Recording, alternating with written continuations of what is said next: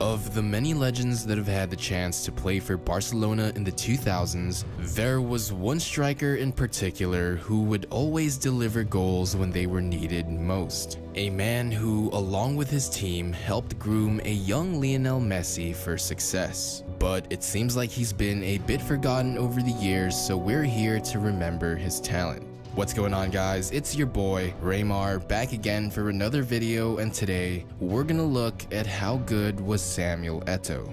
But before we start, I just want to apologize for my voice right now because I'm pretty sick, so I hope you guys don't mind too much, and make sure you take your vitamins so you don't end up like me. Let's get started.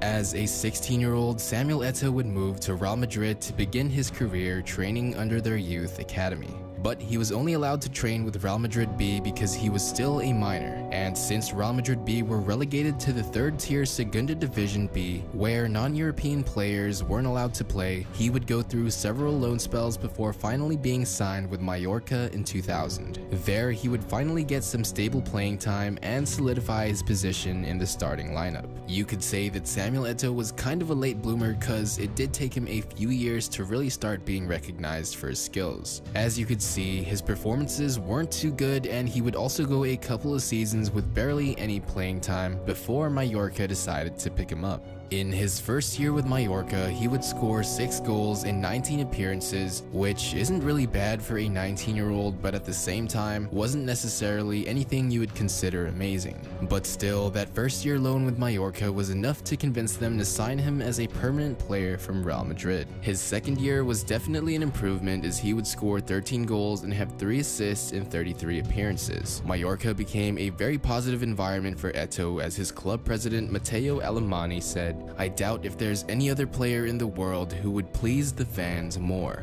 Eto'o himself even said, "I like it here in Mallorca, I've always been well looked after and the fans appreciate me." Also guys, keep in mind that a player's environment is very important towards their success, as we'll touch back on this later on. Eto'o stayed with Mallorca until 2004, where he would score 165 goals in 70 appearances, ultimately being the club's all-time leading goal scorer. But his club wasn't really successful, as they would only claim one piece of silverware title, in which he would score 2 goals in the final. In 2004, Eto'o's contract with Mallorca was coming to an end, and of course, he was a high priority target for many big clubs, specifically Barcelona and Real Madrid.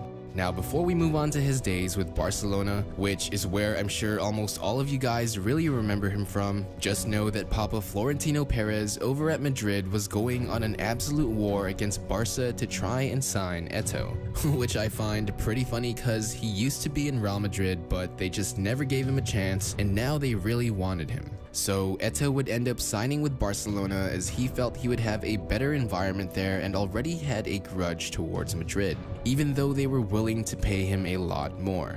In his first year with Barcelona, they would win the La Liga title, and he would score an impressive 29 goals in 45 appearances with a goal-scoring ratio of 0.65 goals a game. And fun fact, during Barcelona's end-of-season championship celebration, Eto'o was fined 12,000 euros for singing with the fans saying, "Madrid, back, salute the champions." So yeah, the man really didn't like Real Madrid, and with that song, Eto'o would truly begin his legendary career. Eto'o's second season with Barcelona would be the best performance of his career. He would score a monstrous 34 goals and have 10 assists in 47 games, winning the La Liga Golden Boot and helping his club win almost every title there was. They won the La Liga title, the Spanish Super Cup, and the Champions League title, in which he also scored in the final, ultimately completing the treble.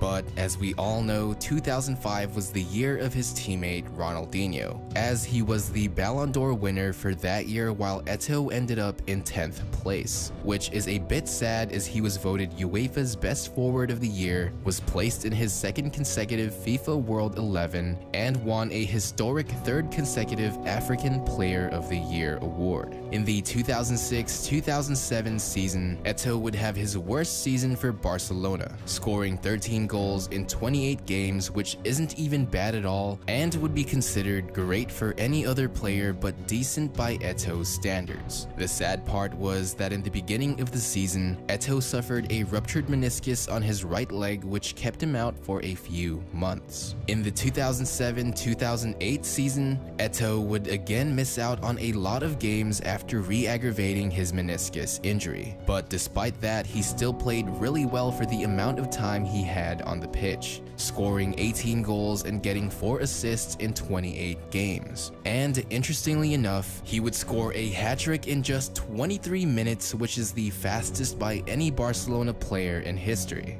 Then, just 2 games later, he would score 4 goals in a single half against Real Valladolid, which is absolutely ridiculous. Finally, in the 2008-2009 season, on his last year with Barcelona, Eto'o would have his highest scoring season for the club with 36 goals and 9 assists in 52 games. Barcelona would win the league title, the Copa del Rey title, and the Champions League title, where he would again score in the final against Manchester United, winning his second treble with the club.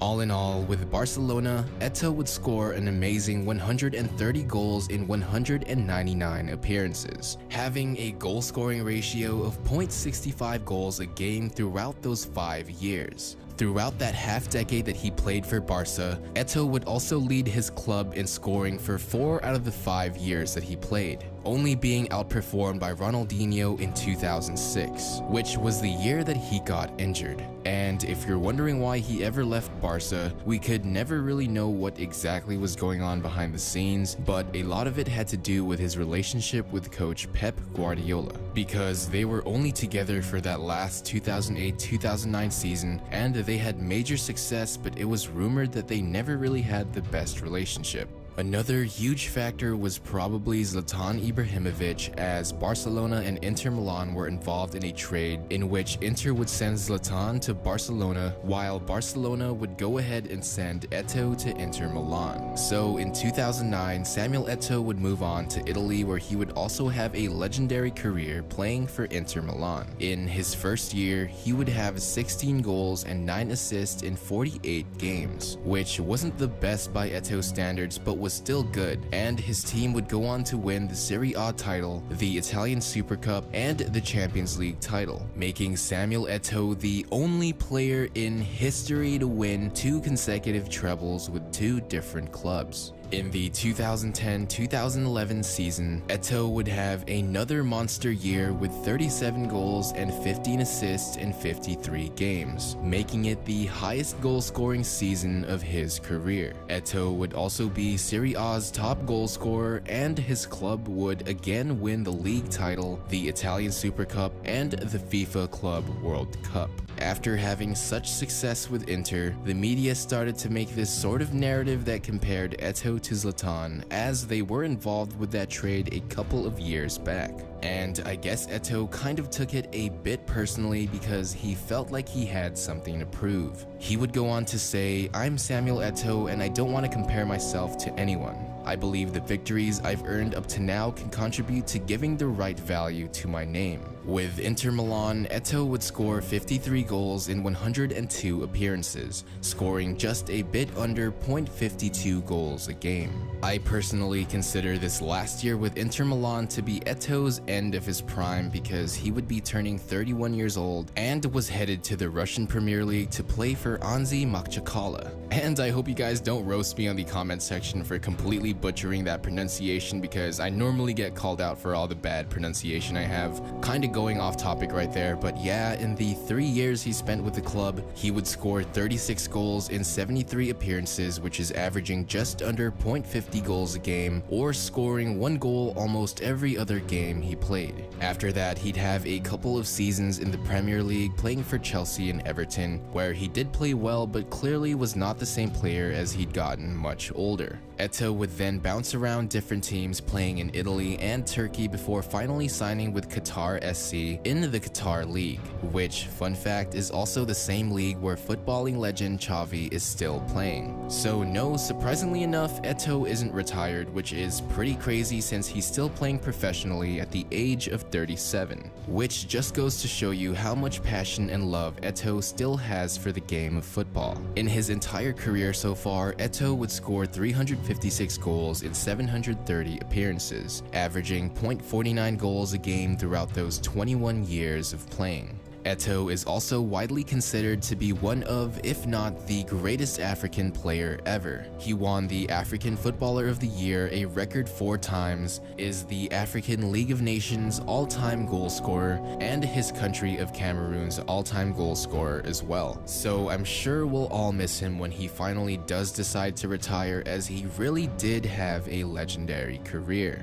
So that's pretty much the end of the video. Sorry it took a while to upload this. I just recovered from the flu, so my voice is a lot better now, as you can tell. So I hope you guys didn't really mind my congested voice too much, and I appreciate all the patience. As always, if you did enjoy, don't forget to leave a like, as it really does help support my channel. And if you're new and want to see more videos like this, make sure you're subscribed and hit the notification bell so you don't miss out on anything, because while I was sick, I have been working on the research for another video, so that should be out as a little Christmas gift for you guys in a few days, so look forward to that. Once again, thank you guys so much for all the love and support. You guys are amazing, and I couldn't be doing this without you. So I hope you guys enjoy the holidays, and I'll see you in the next one.